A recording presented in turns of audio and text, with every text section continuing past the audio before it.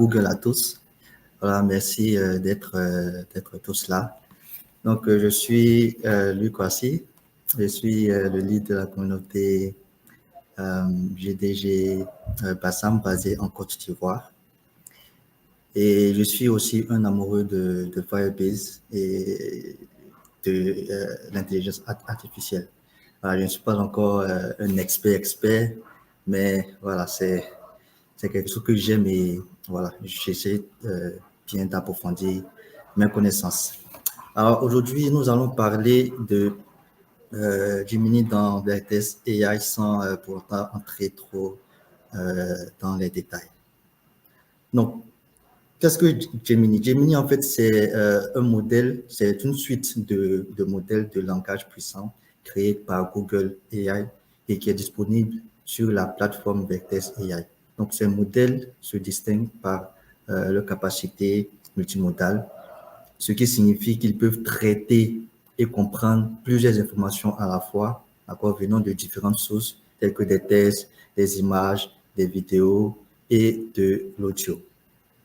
Donc ici, nous avons un schéma qui représente un modèle d'apprentissage automatique qui est prédictif.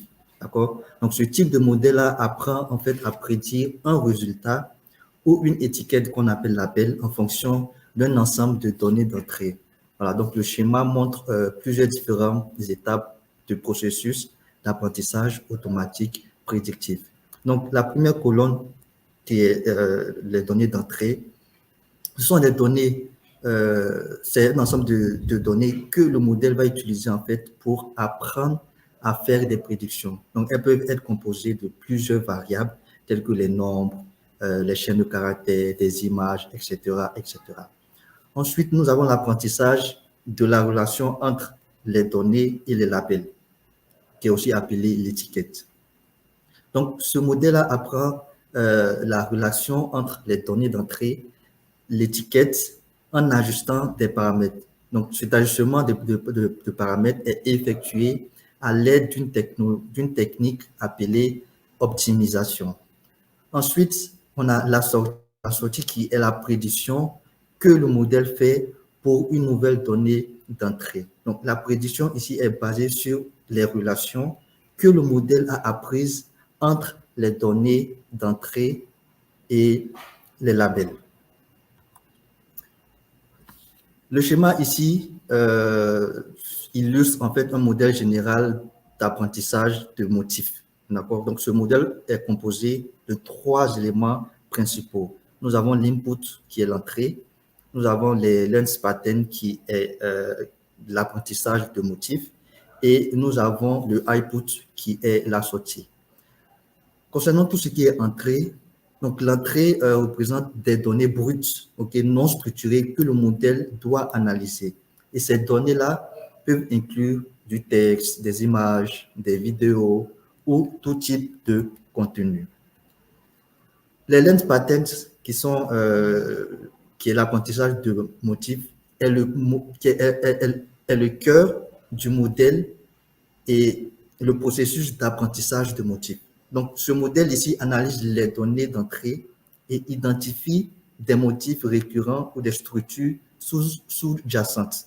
Et ces motifs-là peuvent être des règles grammaticales dans le cas du texte, des objets reconnaissables dans le cas des images ou des comportements spécifiques dans le cas des vidéos. Ensuite, nous avons la sortie qui représente l'output, qui représente ici le résultat de l'apprentissage des motifs. Donc, elles peuvent prendre différentes formes telles que de nouveaux contenus générés, de la classification et de la prédiction. Alors, comment est-ce que fonctionnent généralement ces modèles-là? Donc, ce sont des modèles qui fonctionnent en boucle continue. Donc, à chaque itération, les données d'entrée sont analysées de nouveau et les motifs sont appris et la sortie est générée. Donc, c'est un cycle. Et ce modèle s'améliore continuellement au fil du temps à mesure qu'il est exposé à de nouvelles données et apprend aussi de ses erreurs. Donc, ici, nous allons voir un peu comment est-ce que l'intelligence artificielle s'est développée chez Google depuis 2015 jusqu'à maintenant. Donc, les avancées de Google en intelligence artificielle depuis 2015.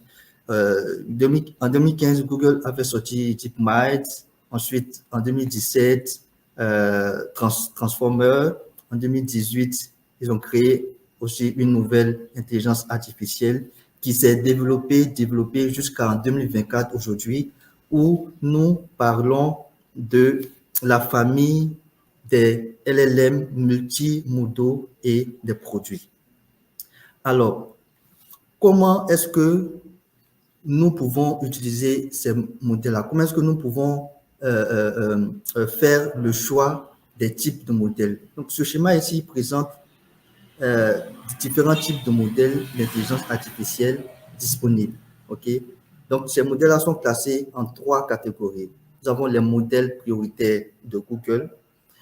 Nous avons ensuite les modèles open source et nous avons les modèles tiers. Donc, les modèles de Google, ce sont des modèles propriétaires de Google, c'est-à-dire qui a été développé au sein de Google. Donc, nous avons Gemini, Imagen for Test Image, etc. Donc, vous pouvez utiliser ces modèles-là pour explorer de nouveaux modèles, pour créer et déployer des applications d'intelligence artificielle. Les modèles open source, c'est une catégorie qui regroupe des modèles développés par la communauté open source et disponibles gratuitement. Donc, ils offrent une grande variété de fonctionnalités et s'adaptent à des besoins bien spécifiques. Le modèle tiers, c'est une catégorie de modèles qui regroupe les modèles développés par des entreprises tierces et proposés dans le cadre de partenariats avec Google. Donc, ils offrent des fonctionnalités aussi spécifiques qui répondent à plusieurs besoins. Maintenant, nous allons voir VTS AI dans Gemini. Donc, je rappelle ici que pour pouvoir faire ces tests, il vous faut un compte Google Cloud et puis aussi une facturation. D'accord? Donc, ces modèles-là, nous avons Gemini 1.pro et Gemini 1.pro Vision. OK? Donc, ils sont conçus en fait pour générer des tâches de langage naturel, de code, qui prennent en charge des invites multimodales que vous pouvez prendre pour intégrer, pour inclure, pardon, du texte, des images, des vidéos, etc., etc. Donc, nous allons voir rapidement 3 cas d'utilisation. Donc, le premier cas consiste à extraire du texte à partir d'une image. Donc, quand vous êtes dans votre compte Google Cloud, vous allez dans la partie VTS AI et vous exportez votre image. Et vous demandez, en fait, à l'intelligence artificielle de vous extraire le texte qui est sur l'image. Je ne sais pas si ça se voit bien ici. Donc, il a en fait extrait l'image, extrait le texte qui est sur l'image. Donc, le deuxième cas consiste à poser une question à l'intelligence artificielle, ok, à lui demander en fait ce qui est sur l'image. Et je ne sais pas si vous voyez bien, mais il a en fait décrit tout ce qui est sur l'image, les composants qui sont dans le plat qui est devant nous.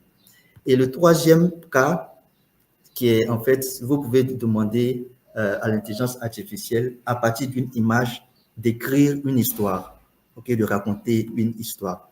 Donc, là, ce que j'ai fait, c'est que j'ai demandé à l'intelligence artificielle d'écrire une histoire à partir de cette image de chien. Donc, voilà, c'est tout. J'espère avoir une prochaine session pour un peu entrer dans les détails avec ces différents cas d'utilisation sur Google Cloud avec VTS AI dans Gemini. Donc, merci à tous de m'avoir écouté et à très bientôt.